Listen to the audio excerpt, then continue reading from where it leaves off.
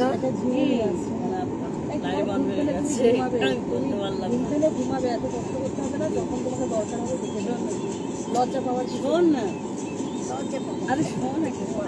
এই গান বন্ধ, এই গান বন্ধ।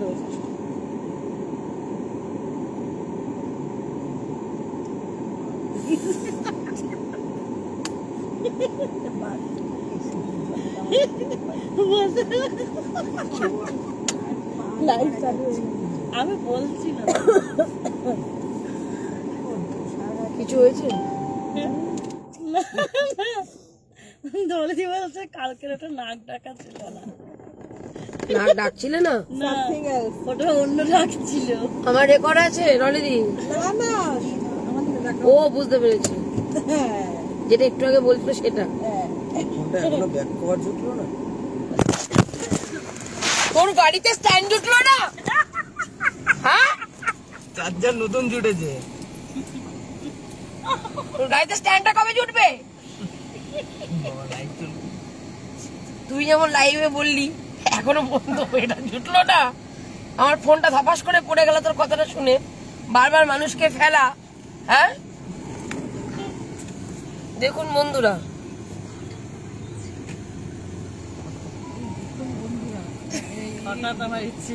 দেখুন বন্ধুরা, এই দুটো শব্দ আমার খুব চেনা।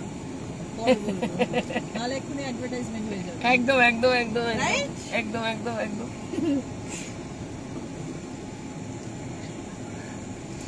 বাবলি দি all the best. Rumpa, thank you Rumpa, love you. দুষ্টু দিদি ভাই প্রণাম নিও, নিলাম। তুমি আমার আশীর্বাদ নিও। প্রতিদিন তো ঘুরে আসছি, আজকে ঘুরবো না, কিন্তু গন্ডগোল হবে। ঠিক আছে,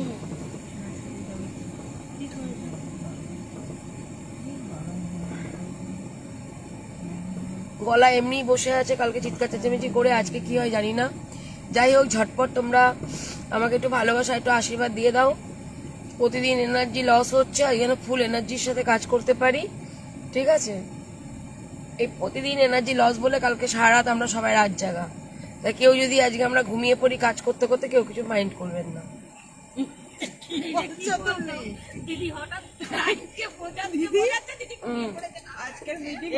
একটা দিন আমাদের হয়েছে, আমার দিদি, সেটা হচ্ছে ইয়েতে রানীগঞ্জে, আসানসোলে। আসানসোলে কিন্তু ওকেও ধরতে হবে। বাবারে বাবা,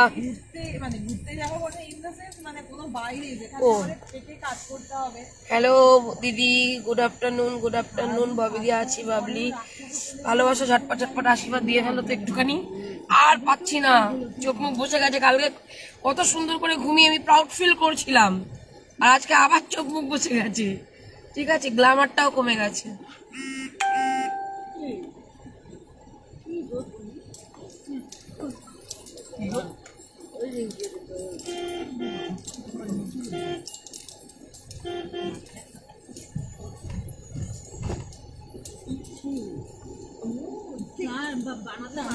দাঁড়াও, আমাদের এই রাস্তাঘাট এত সুন্দর, গাড়ি এরাম এরাম হচ্ছে, তাই কিছু দেখতে পাচ্ছি না।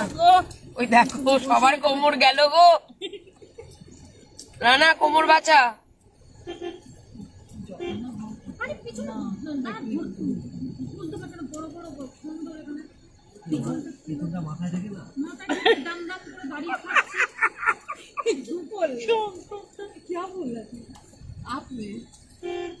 सुनने में नहीं आया।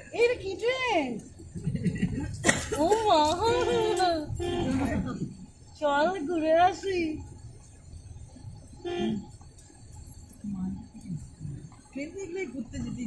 আমার বলিস না, আমার ভালো লাগে না রে, মনটা কেমন করে। সাবধানে যাবেন।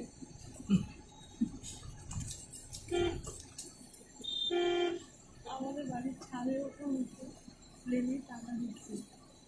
সেদিনকে পুরো 7-8টা প্লেন গেছে, আর সবটাতেই আমি টাটা দিয়েছি।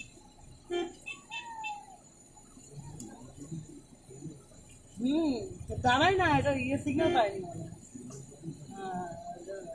ভদ্রলোক সাইড দাও। যে কি ধরনের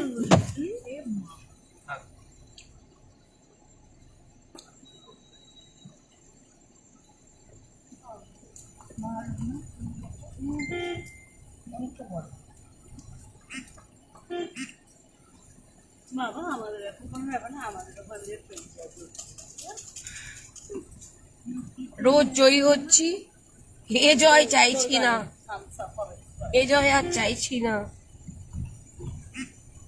যে জয় শুধু বলতে পারবো গলা বাজিয়ে মুখ বাজিয়ে যে আমার কোনো ফল্ট নেই, আমার কোনো ফল্ট নেই, আমার কোনো ফল্ট নেই, এইরকম কোনো জয় চাইছি না আমি।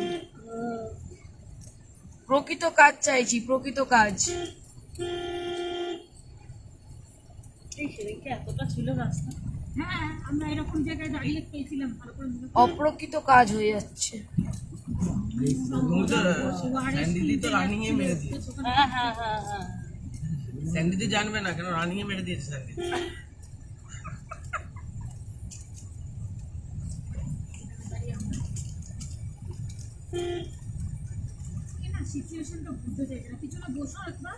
লিখে দিয়েছি কোথায় যাচ্ছি, পোস্ট করেছি হাওড়া হাওড়া। এটা কি রে, নেটের প্রবলেম হয় কেন? এটা কিছুতেই বুঝে উঠতে পারি না। Priya Dutta, all the best, thank you. দাঁড়াও, আছি Babli, thank you. Tanaya Khatun, hi hello.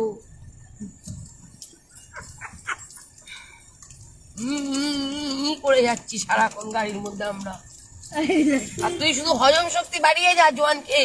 আজকেই মাঝখানে বসেছি। তোমাকে মাঝখানে কে বসতে বলেছিল? তুমি তো বললে উঠে বসতে।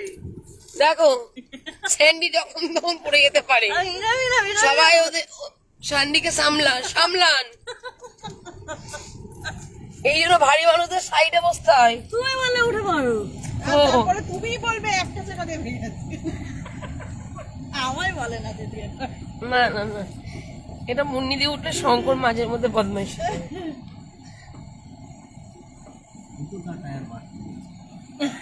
একবারে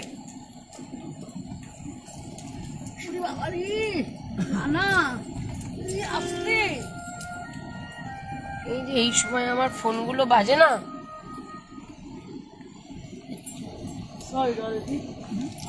ওরে বাবা রে, বাবা রে, যা রাস্তা। একজন অতীব কষ্ট করে আমার জন্য কিছু। হ্যাঁ বলো। হ্যাঁ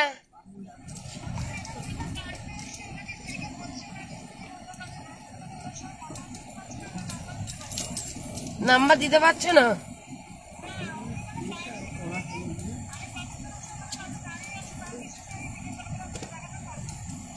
হ্যাঁ হ্যাঁ,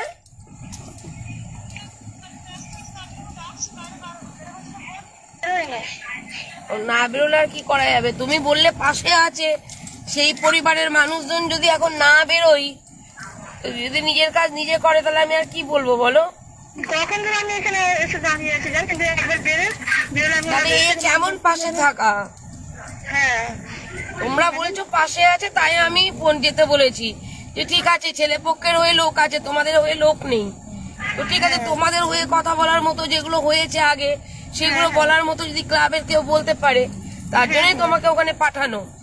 পরবর্তী তো বলতে পারবে না যে ম্যাডাম আপনি বললেন না, তাই আমি ক্লাবের লোকজন ডাকলাম না, তাই না? হ্যাঁ, তো যেহেতু তুমি বলেছো, সেই সুযোগটা তো পাইনি। ঠিক আছে, এখন না হলে আর কি করবে বলো? কপালে যা আছে তাই তো হবে। হ্যাঁ ঠিক আছে, আমি পৌঁছে গেছি গো।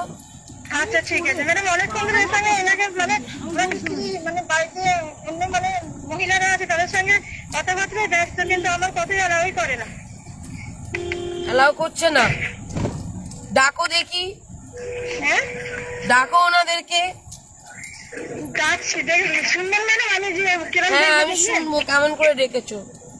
আচ্ছা আচ্ছা, এক মিনিট না, আমি যাচ্ছি একবারে, আপনি শুনুন। কখন ধরে আমি বাড়িতে দাঁড়িয়ে আছি। ঠিক আছে, আমি শুনছি। আচ্ছা ম্যাডাম কথা বলছি। আচ্ছা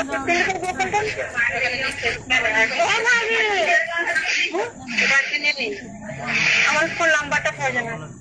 যাবি যাবি, হ্যাঁ ওই যেখানে সেই চায়ের দোকানটা, ম্যাডাম ফোন নাম্বার আমি পাইনি। এখানে তো দাঁড়িয়ে ওদের সাথে কথা বলছিলাম। ম্যাডাম ফোন নাম্বার পাইনি আমি এখান থেকে। বুঝলাম না, ফোন নাম্বার পাইনি এখান থেকে। না পেলে চলে আসো, যারা উপকার করবে না, তোমরা বলেছো উপকার করবে, তাই তোমাদের পাঠিয়েছি। আচ্ছা আচ্ছা ঠিক আছে।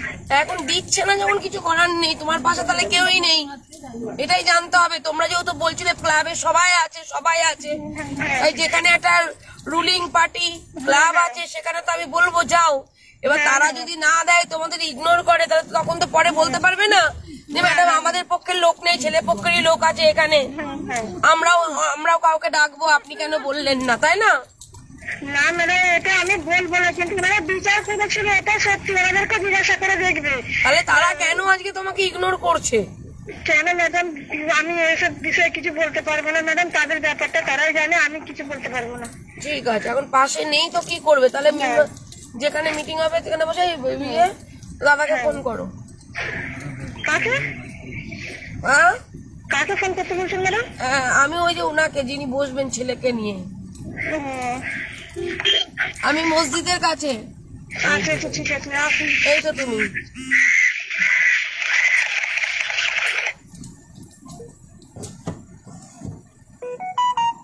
এসিটা কমা।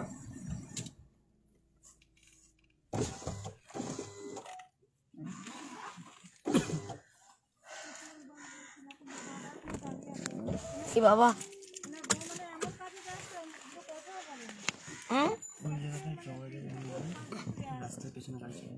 কি ওখানটা দাঁড়াই কেন, পেছনে গাড়ি চলে আসবে। এটা এদিকে কি আছে? এদিকেই বাড়ি। ক্লাব শ্বশুর বাড়ির ওখানেই।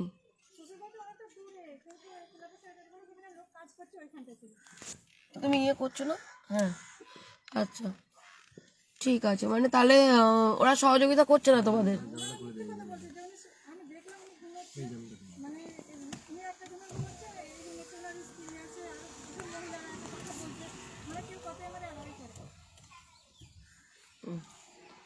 ঠিক আছে, এই শঙ্কর ওই ইয়েকে দাদাকে ফোন করো। হ্যাঁ বলেছে, ফোন করেছো? আচ্ছা তাহলে একটা কাজ করো, সেই চায়ের দোকানের ওখানে গেছিলাম না সেদিন, ওখানে আসো। আমি জানি না উনি কোথায় বসবে, আমি কি জানি, আমি তো নিজেই কিছু চিনি না। এখানে যে গলিতে তোমার শ্বশুর বাড়ি সেটাই জানতাম না, এই এখন শুনলাম। ডাকো ডাকো সবাইকে ডাকো। আচ্ছা এই কাজটা তোল তো ঝটাপট, একটু কথা বলে নি।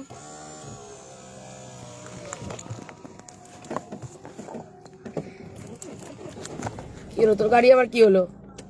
পেছনে গাড়ি আসলে চলে যাবে না, এখানটা পুরো শর্ট জায়গা। তো কোথায় দাঁড়াবি? ওই সামনেটাই দাঁড়াবো। তো চল সামনে দাঁড়া, তাহলে আমাকে বল। বলছি সেটা রাস্তার মোড়। এই লোকটা হাসছে কেন রে? আমাকে তো চেনে না, এটাই ওর স্বামী নাকি? না না দেখিনি, আমাকে দেখে হাসছে, আমি তো চিনি না। যেখানে দাঁড়িয়েছিলাম সেখানে দাঁড়াচ্ছি। দাঁড়া, হ্যাঁ বাবা তুই তো ঢাল হয়ে দাঁড়িয়ে পড়লি। হ্যাঁ ওই গলি দিয়েই বেরোলো, কত বাসুরটা জানি না কি হবে। এ শঙ্কর একটা ফোন করো, ফোন করো। আমরা ওখানে এসেছি। আচ্ছা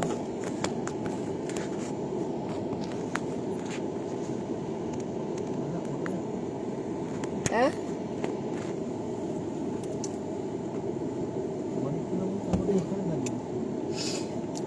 আচ্ছা কি হচ্ছে? ভূতের মতো লাগছে কেন? ওটা ভূতের মতো লাগছে কেন গো? আলোটা বেশি করবে। আলোটা ঠিক, ভেতর দিকে যেতে হবে। সেন্সার আছে, সেন্সার। ছেলের বাড়ির ওখানে। আচ্ছা ঠিক আছে। ছেলের বাড়ির ওখানে? গাড়ি হুম, গাড়ি মানে হেঁটে যেতে হবে? হ্যাঁ ছেলের বাড়ি অনেক দূর? শঙ্করদা গিয়েছিল এর আগের দিন 500 মিটার। দাঁড়াও দাঁড়াও, ওদের বাড়ির লোকজন আসুক, আমি আগে ঢুকে পড়লে আবার বলবে বিকিয়ে গেছি। আমি তো আবার খুব ভয় পাই এইসব জিনিসকে। যাই হোক, আপনারা টুকটুক করে নামুন, অনেকটা রাস্তা হাঁটতে হবে, ওখানে অনেক রাস্তা। আমাকে এটা জিজ্ঞেস করো না। ওখানে দেখো উপরে লেখা আছে হাওড়াটা, দেখে বলে দাও। আচ্ছা, আজ এসছি হাওড়া জেলায় একটা পারিবারিক সমস্যার সমাধানের জন্য। এর আগের দিন এসেছিলাম কিন্তু ঘুরে গেছি। তো আজকে হলো সেকেন্ড দিন, আজকে একটা মীমাংসায় বসা হবে। মেয়েটি প্রাণপণ চাইছে সংসার করতে, আর মেয়ের বাড়ির লোকজন বলেছিল আমার অফিসে গিয়ে যদি একান্তই সংসার না হয় তাহলে যেন বসাটা মীমাংসা করে দেওয়া হয়। আর ওরা অনেকবার ধরেই চেষ্টা করেছে, এখানকার যারা আছেন অভিভাবকরা বা এই যে এখানকার এলাকার যারা মোড়ল আছেন তাদের অনেকবার বিভিন্ন মানবাধিকার সংগঠনের পক্ষ থেকে, তারপরে উকিলের চেম্বারে, তারপরে এখানকার মসজিদের যারা হেড আছেন তারা সকলে মিলে বসে বহুবার নাকি এই সমস্যাটা মেটানোর চেষ্টা চলেছে, কিন্তু কোনো রকম ভাবেই এই সমস্যা মানে মিটছে না। মানে খুব কম করে যদি বলি আপনাদেরকে, যেটা আমি এখান থেকে শুনে গেছিলাম এই এলাকায় এর আগের দিন, সেটা হলো কি 15 বার বসা হয়ে গেছে অলরেডি। তো এটাই নাকি ওনারা বললেন আমরা আর বসবো না, চিন্তা করেছিলাম ছেলেও বসবে না, সেই জায়গায় আপনারা যখন এসেছেন সেই সৌজন্যতার খাতিরে আমি বসতে পারি, কিন্তু আপনি কিন্তু এই সমস্যা মেটাতে পারবেন না, ঠিক আছে? কারণ এই সমস্যা কোনো রকম ভাবেই মেটার নয়, কারণ এরা চাইছে এদের ফাঁসাতে, এরা চাইছে যে আমরা ফেসে যাব। এরকম একটা সিচুয়েশনের মধ্যে দিয়ে ছেলের বাড়ির লোক আতঙ্কিত, আর মেয়ের বাড়ির লোক কিন্তু সংসার করতে দিতে চাইছে। তো এই মতো পরিস্থিতি মেয়েটির মুখের দিকে তাকিয়ে আমি সংসার করানোর দিকে এগিয়ে যাচ্ছি, যে যাতে মেয়েটির সংসার হয়, মেয়েটির স্বামীকে ভালোবাসে। আর মেয়ের বাড়ির লোক কিন্তু বলে দিয়েছে যে আপনি যেটা ভালো বুঝবেন সেটা করবেন। আমরাও চাই, মেয়ে যেহেতু চাইছে আমরাও চাই সংসার করতে, যদি একান্ত না হয় তাহলে একটা যেন বসে মীমাংসা হয়ে যায়, এটা মেয়ের বাড়ির আবেদন। মেয়েটি কিন্তু পাগলের মতো বলে যাচ্ছে যে আমি কিন্তু স্বামীর সাথে সংসার করতে চাই, স্বামীর সাথে সংসার করতে চাই। ম্যাডাম আপনি আমাকে স্বামীর ঘরে ফিরিয়ে দেন, আমি স্বামীর সাথে সংসার করতে চাই, এটাই হলো বিষয়। কিন্তু এই এলাকার মানুষ নাকি, এই ক্লাবের মানুষ নাকি তাদের পাশে ছিল। তো আজকে আমি সেই কারণে ক্লাবের যিনি সেক্রেটারি আছেন তার বাড়িতে ওনাদের পাঠায়। নমস্কার নমস্কার, হয়ে গেছে, চলুন, ওই গলিতেই নাকি মিটিং হবে।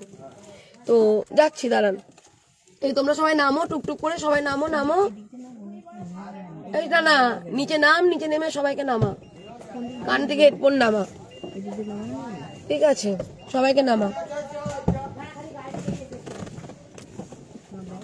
আমার ব্যাগ আমি নেব। কি নামাজ পড়ার টাইম এখন?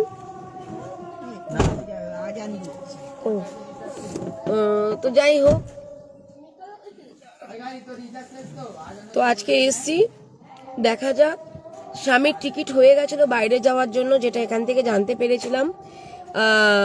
গতকালকে ওনার বাইরে চলে যাওয়ার কথা ছিল কাজের জন্য, কিন্তু তারপরে যেহেতু আমরা মিটিংয়ে বসবো বলে ওনার টিকিটটা ক্যান্সেল করিয়ে ওনাকে আজকে বসানো হচ্ছে, ঠিক আছে?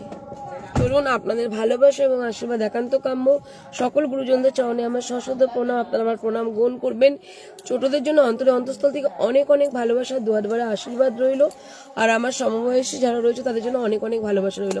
আশা করি তোমরা খুব ভালো আছো এবং সুস্থ আছো। আমি কিন্তু ভালো নেই, কারণ পরপর 2 দিন গাড়িতে বসে বসে ঠ্যাং ব্যথা হয়ে গেছে। হাঁটলে মানুষের ঠ্যাং ব্যথা হয়, আমার ঠ্যাং মন দুটোই ব্যথা হয়ে গেছে। তাই আজকে যেন লড়াই হোক, সবকিছু হোক, আমি বুঝতে পারছি লড়াই হবে, কিন্তু এটা সমস্যার সমাধান যেন হয়, ব্যাস এইটুকু আশীর্বাদ করবেন, এইটুকু দোয়া করবেন, তাহলেই হবে। আর এখন যেহেতু নানান ফোন আসবে আমি জানি, আমি তার জন্য ফোনগুলোকে সব করে দিচ্ছি, কারণ ওই বিশেষ করে সাসপেক্টেড ফোনগুলো বেশি আসছে এখন, বুঝতেই পারছেন। ডিস্টার্ব করতে হবে বাবলি মুখার্জিকে। এখন কলটা আমি ডোন্ট ডিস্টার্ব করে রাখলাম, ডোন্ট ডিস্টার্ব মি, ওকে? কেউ ফোনে পাবেন না এখন আমাকে।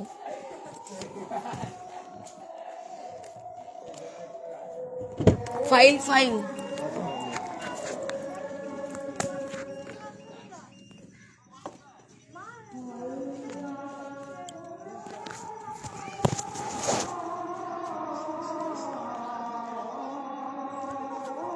আমার পাওয়ার ব্যাংকটা তুলে দে।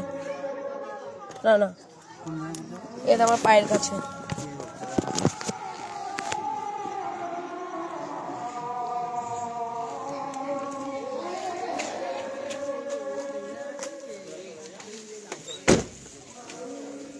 শাড়িটা তো পুরো ছাতার মতো ফুলে গেছে।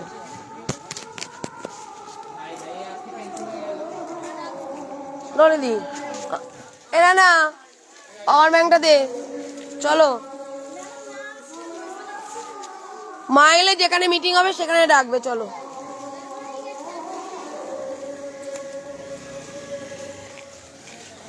রানা। ও হলো।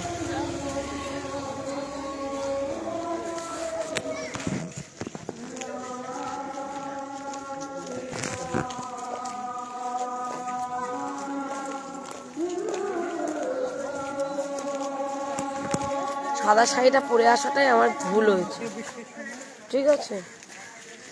ভাবলাম আর একটা অ্যাশ কালারের শাড়ি আছে, পরে যাই।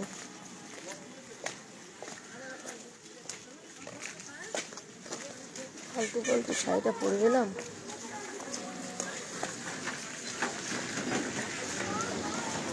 ডলিদি সাবধান।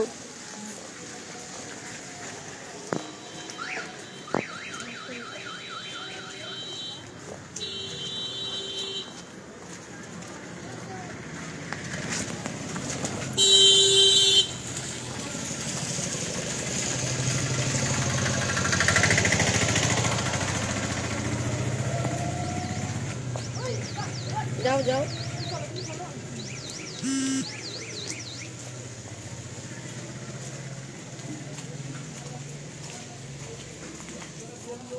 স্যান্ডিকে দেখো, স্যান্ডি যাচ্ছে দেখো। আগে একজন একজন যাও, দেখি কিভাবে যাচ্ছে।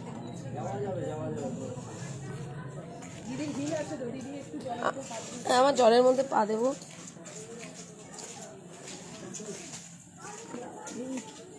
ডলিদি সাবধান।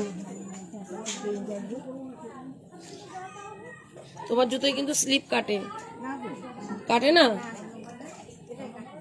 চিৎকার চেঁচামেচি এখান থেকে শুরু হয়ে গেছে, catch catch catch catch catch catch.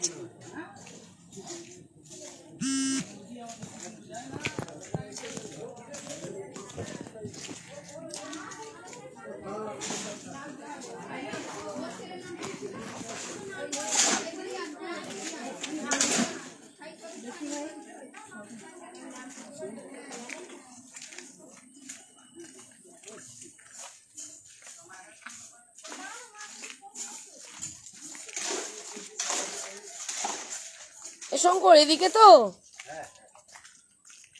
কোথায় বসতে বললো? ও কেউ যেন পড়ে যেও না, তাহলেই হবে। ডলি দিকে নিয়ে চিন্তা করছি। না না না, স্লিপ নেই।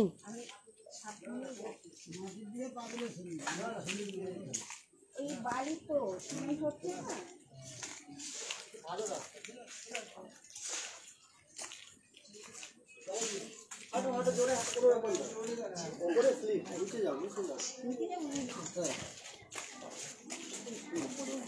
আবার তো তোমার স্কুটি আছে, উপরে উঠেই তো তোমাকে নামতে হবে আবার।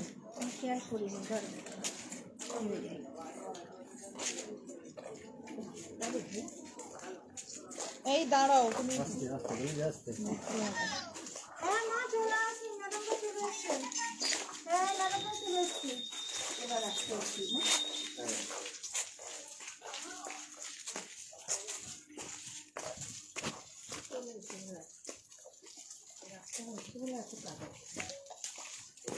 স্যান্ডি যাচ্ছে একা একা, ও আনমনে চলে যাচ্ছে কোথায়, মানে ওই বসাবে আজকে মিটিংটা, ঠিক আছে?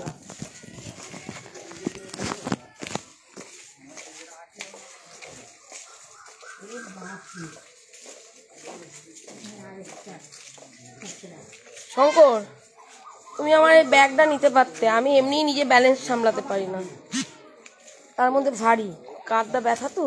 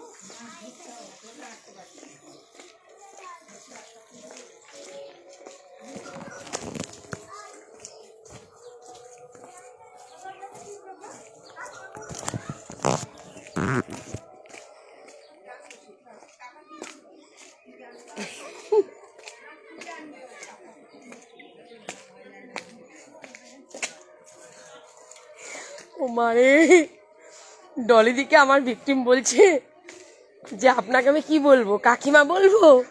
বলছে তুমি যা খুশি বলতে পারো, কিন্তু কাকা কিন্তু নেই।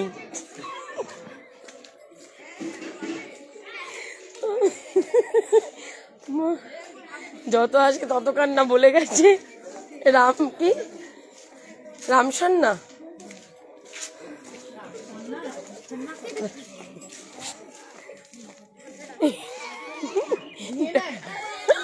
আজকে গাড়িতে এটা বলতে বলতেই যাবো ডলি দিকে। আন্টি বলবো আপনাকে, ডলিদি বলবো আঙ্কেল কিন্তু নেই। ও মা,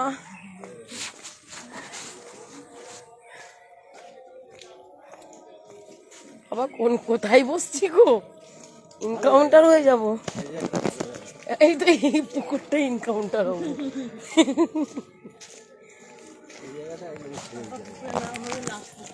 হ্যাঁ, কত মাছ আছে গো। শঙ্কর আসতে, ওই দেখো সাপ।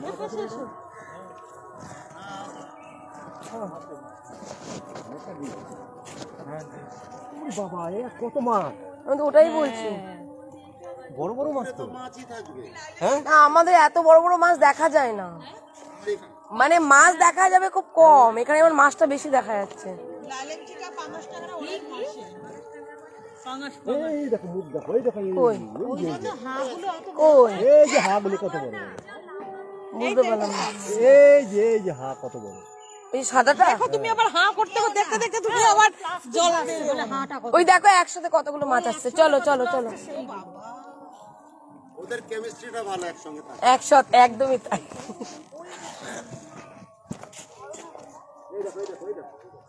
না না, এই পুকুরে প্রচুর মাছ আছে।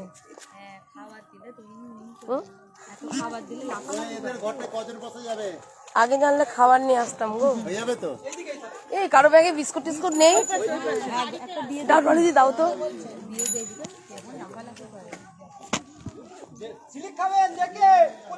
এই স্লিপ আছে, ইয়ে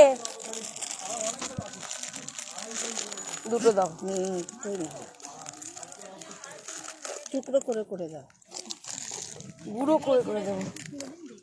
দূরে গুঁড়ো করো গুঁড়ো করো, কাছে দাও, কাছে হ্যাঁ, দাও, চলে আসবে কাছে মেলো। তুমি বললে তো গুঁড়ো করে দিতে। দিলে হবে না, একটু ডুবে যাবে। কোনোদিন দিইনি তো কি করব। এই বিস্কুট যেটা এনেছে ডলি দি, সেটা ভারী বিস্কুট, গোল ডুবেই যাবে। ওই দেখো এই যে টাকা এ দাও, এই ডলি দি কত বড় মাছ, তুমি শিগগিরই দাও একটা বিস্কুট। এই দেখো সত্যি বলছি, তুমি প্লিজ দাও, প্লিজ দাও। মিটিং এ বসতে গিয়ে কি করছি আমি, দাও শিগগিরই। মানে আমি মাছটা দেখে অবাক হয়ে গেছি। এনে এনে এনে এনে, ও বাপ রে বাপ, এই দেখো এটা কি মাছ।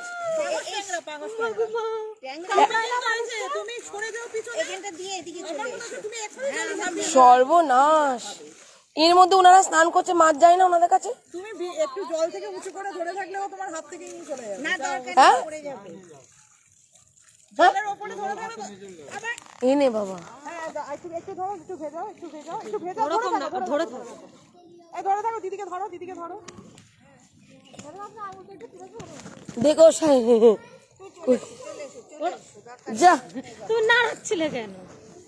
ওই নিয়েছে।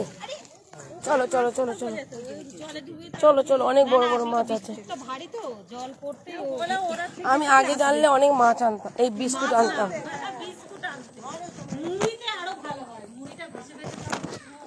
এখানে দোকান নেই, যাওয়ার সময় দেবো। হ্যাঁ মুড়ি থাক, কটা বিস্কুট তো খেয়েছে।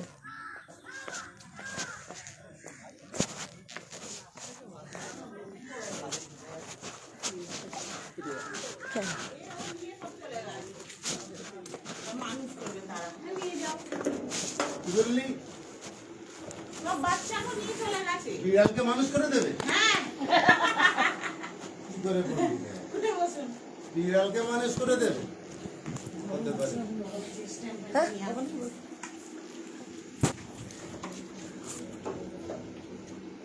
কিছু কথা বলে থাকি না, যার কোনো মানে নেই।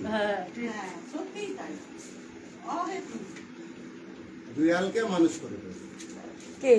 ওই যে বললো ছোট ছোট বিড়াল আছে, একজন নিয়ে গেছে, সে বলেছে মানুষ করবে। ও আচ্ছা। কথা বলে পারবে না।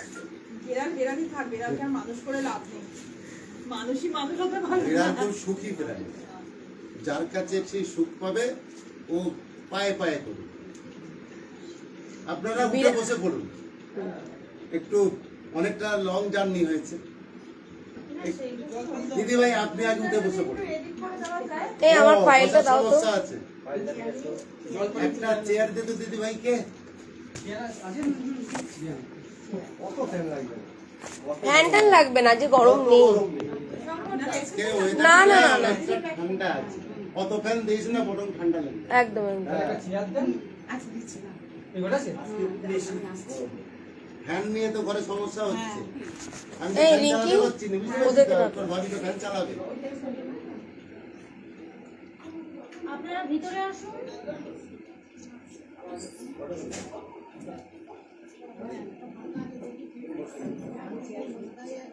ওই দিদি ভাইকে একটা এটা দিয়ে চেয়ারটা দে, ওনার বসার সমস্যা হবে হয়তো।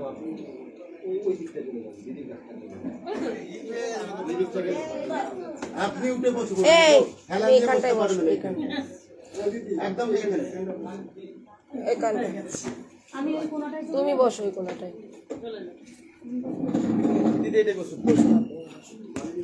একটু উপরে উঠে যান না ম্যাডাম। না, আমি উপরে উঠে বসুন না।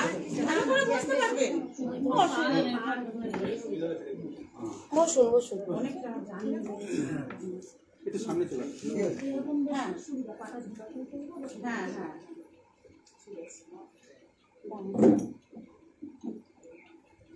আপনার চুল নিন না। হ্যাঁ চুল নিন। তোমার টিভি চলে এখন? হ্যাঁ, দেখাতে তোমার ভাই। টিভি আমিও দেখতে পাচ্ছি, দেখি কোনো কানেকশন আছে? ওই এখন তো ফোনের সঙ্গে কানেকশন যেটা, ওটা হয়। হ্যাঁ আমি ওয়াইফাই দিয়ে ও আচ্ছা। ইউটিউব চলে। তুমি দেখে ইচ্ছা সেটাও দেখতে পারো। কবে টিভি বন্ধ করেছি মনে নেই। ওই যে এই লাইন ছিল হ্যাঁ হ্যাঁ। হ্যাঁ হ্যাঁ।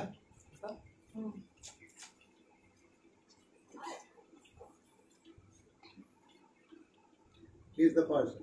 আচ্ছা আচ্ছা। আপনি দাঁড়িয়ে থাকুন। ঠিক আছে, মা ও আচ্ছা আচ্ছা। না না শোনেন না, 5-6 কেন? না না কি হয়েছে তাই? বাবা আচ্ছা তুমি দেখি দেখি।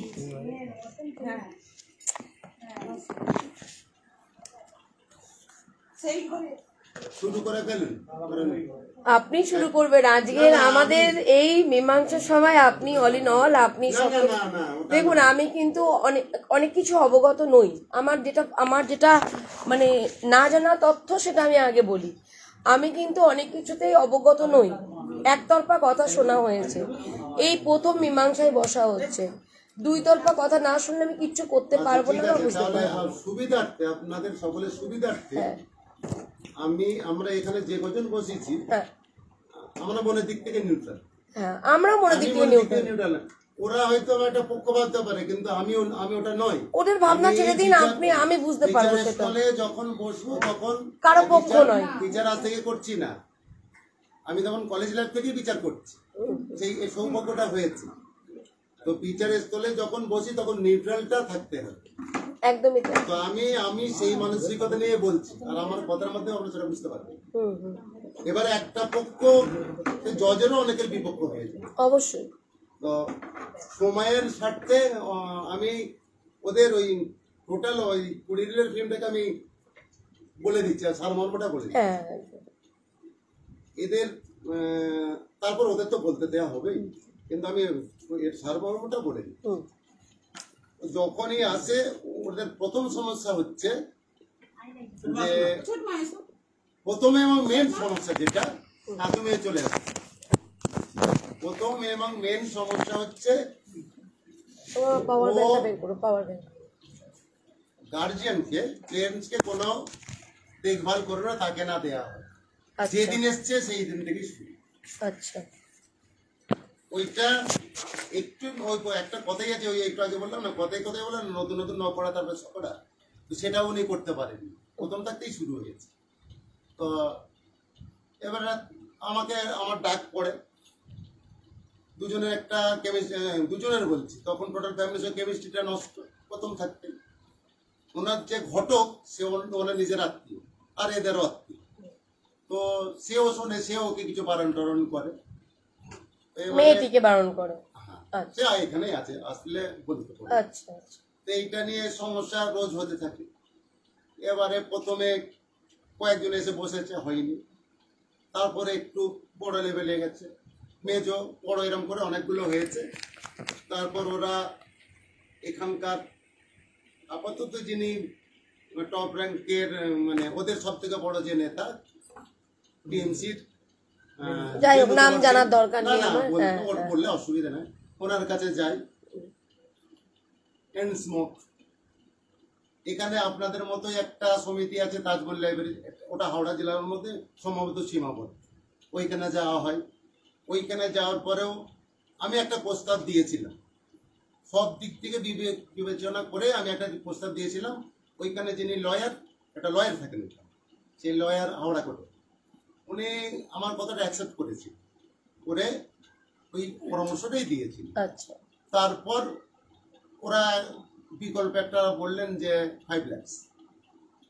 তো তখন ওরা বললেন যে ওই উকিলবাবু চেম্বারে 5 লাখ টাকার কথা হলো, ওনারা বললেন। আচ্ছা, তো ওরা তখন বললেন যে ঠিক আছে, এদের সঙ্গে কথা বলা হবে।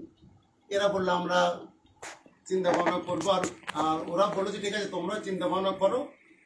এরা চিন্তা ভাবনা করে একটা ওই অ্যামাউন্টের কথা ওদের পড়েছে, কিন্তু তাতে হচ্ছে না, তখন ওরা ওটা ছেড়ে দিয়েছে। ওরা বললো যদি আমরা না পারি তো তোমরা কেস করতে পারো, আমাদের এটাই, আমরা কোনো পেপারস দেবো না। তো ওই মানব অধিকার সংগঠন থেকে। ওটা কিন্তু ছোটখাটো না, বেশ হ্যাঁ, বুঝতে পেরেছি। ওনাদের যা ব্যাপার নিরপেক্ষতার সাথে ওনারা বলে। না, এর ফাঁকে উলিবেড়া কোর্টেও হয়েছে। আচ্ছা আচ্ছা, সেখানেও গিয়েছিলাম। আচ্ছা, সেখানে গিয়েও আমাকে খুব মানে তাচ্ছিল্য করা হয়েছিল ওদের ওইখানে। আচ্ছা আচ্ছা, কোর্টে কোর্টে গায়ে মেখেছি, প্রাণে মাখি, মানে দিলে মাখি। কারণ আমি নিজে মন থেকে মনে করি যে ওর সংসারটা হোক, একদম একদম এটা মনে করছি, সংসারটা হোক, দুজনেরই এজ। তো আমি আমাকে বাড়ি থেকেও বলা হয়েছিল যে তোমাকে এরকম ব্যাপারটা যখন এসেছিল, আমারও তো ফ্যামিলি আছে, এমন যে ও ভাবতেই পারে, আমি ভাবলে হবে। ঠিক। তো তারপরে যখনই হয়েছে আমি গিয়েছি, আমাকে ওরা সবসময় মানে এদের পক্ষ, আমি আপনাকে বললাম ও আমার ভাই, আমার বউ, একদম, তো দুজনের হোক। তো আমি যে চিন্তা ভাবনা করে যে কথাটা বলেছি, আমি প্রায় আসতে ওকে একবার এসে বলে গেছিলাম, মানে এদেরও কিছু ভুল ছিল। তো মানে যখন ও মনে করুন কিছু এমন কিছু কাজ করছে, এরা তো তখন আর রসগোল্লা দেবে না, এরাও কিছু দিয়েছে, হচ্ছে তো এদেরও ভুল হচ্ছে। আমি তখন এদের এসে বারণ করেছিলাম এবং হেডিংও করেছিল। আচ্ছা, ও তখন আমার প্রতি একটু সন্তুষ্ট হয়েছিল যে ওদের থ্রেডিং করলে।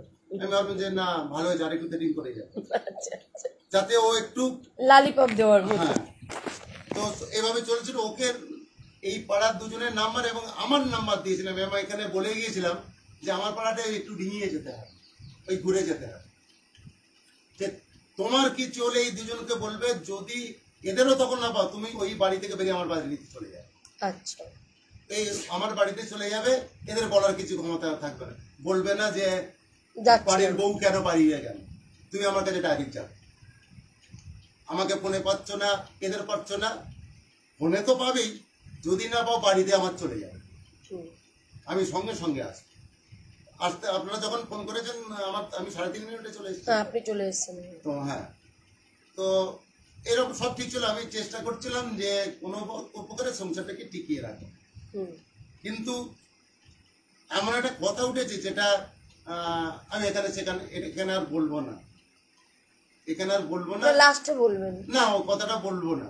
আচ্ছা, ওই একজনকে শুয়োরের বাচ্চা বলা হয়েছে, একজন বলেছে, কিন্তু সে হাইলাইট করে করে করে করে কতজন যে তাকে বলে ফেললো। আচ্ছা আচ্ছা, আর কোনো বিষয় নাই। ঠিক এই কথাটা আমি আর বলে ওইটা এ করতে চাই না। আচ্ছা আচ্ছা তো খুব বাজে একটা কথা, যেটা আমি নিতে পারি না, টোটাল এলাকায় ওটা সেটা ছড়িয়েছে। 50 জনের মধ্যে 100 জনের মধ্যে 50 জন তো সত্যি থাকবে, একদম শত্রু মিত্র সকলেরই আছে, পাড়াতে থাকবেই। অবশ্যই। তো আমার মাথা গরম হয়ে গেছিল তখন।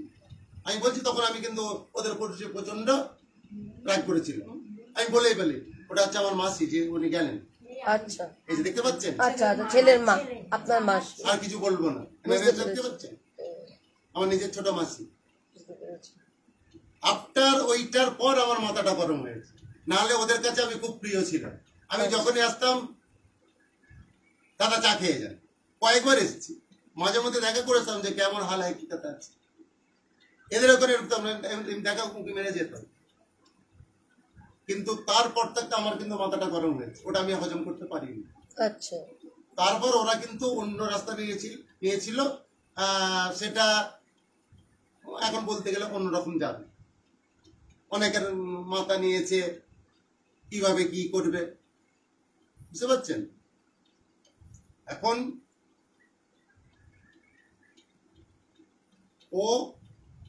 ওকে যখনই বলা হয়েছে, এই যে ও বেনুর কাছে গিয়েছে, তাজমহল লাইব্রেরিতে গেছে, সেখানে গেছে, সব জায়গাতেই একটা কথা বলেছে যে আমি যে প্রস্তাবটা দিয়েছিলাম, যে ওর অভিযোগ হচ্ছে এদের সকলে বাচ্চা বুড়ো সকলে মারে। তোমাকে একদম কথা নাই, সকলে ওকে মারে, সকলে মারে। তো দেখতে পারে না কেউ,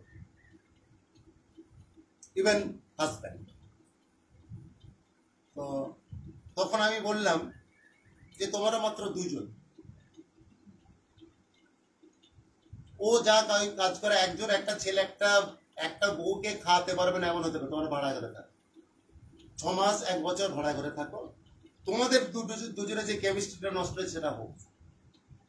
তারপর ওই ঘর তোমাদেরই থাকবে, দরকারে তুমি তালা মেরে যাবে।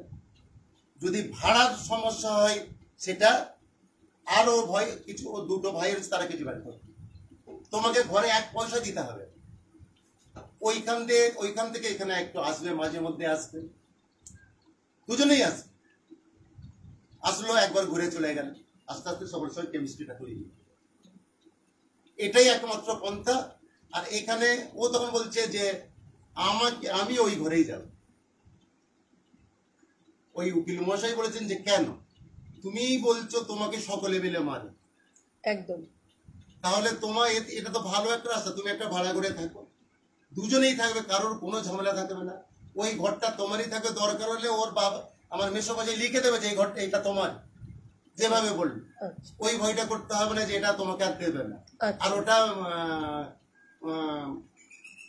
মানে সব সময়ের জন্য না, কিছুদিনের জন্য, কয়েক মাসের জন্য। তোমাদের দেখা পরীক্ষা করে যে তোমরা কেমন তোমরা আছো, দেখো তোমাদের দুজনের কেমিস্ট্রি, ওইটা নষ্ট হয়ে কেমিস্ট্রিটাকে তৈরি হোক, না হলে বাড়ির লোক ফেসে যাবে। আগে তোমাদের কেমিস্ট্রিটা তৈরি হোক, তোমরা আস্তে আস্তে তারপরে তোমরা মনে করবে যে সপ্তাহে করে আসবে, এসে ঘুরে চলে গেল, তুলেই তো লড় চলে না। এরাও সপ্তাহে যখন আসবে একবার, এরাও কিছু পাবে, আস্তে আস্তে এটা তৈরি হবে। তো এই প্রস্তাবটা সকলেই অ্যাকসেপ্ট করেছে, ইভেন উলবেড়া কোর্ট। আচ্ছা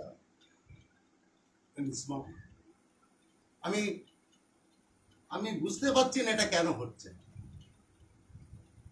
কিন্তু বুঝতে পেরেছি আমার তো একটা সোর্স আছে। আমি বুঝতে পেরেছি ও কেন এখানে আসতে চাইছে, এটা ডোন্ট ডিসকাস, আচ্ছা বাট আই নো। আচ্ছা এই পরিস্থিতি হয়ে আছে। এবারে আপনাদের স্বর্ণকে ওরা ওই যে এ ওকে মারে, সেই ওকে মারে, সারমর্ম এটা, সারমর্ম এটা। এবারে ও ওই যে ও মেরেছে, তো ওকে এরা কারা মেরেছে তার তো কোনো প্রমাণ দিতে পারছে না। She want some evidence of medical to strong 489A, understand? 498 For get some evidence medical strong evidence. So you want to come here for this evidence, artificial and fake. Is she get that kind of illness? Yeah, artificial করা যায়। Is she can get? Yeah. আমি ইংলিশে বলছি তার একটা কারণ আছে, বুঝতে পারছি।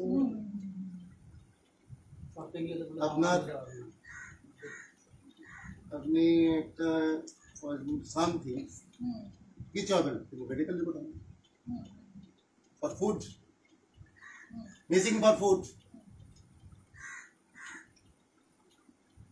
এই রেসপন্সিবিলিটি কেউ নিতে পারবে? You can do it? Never.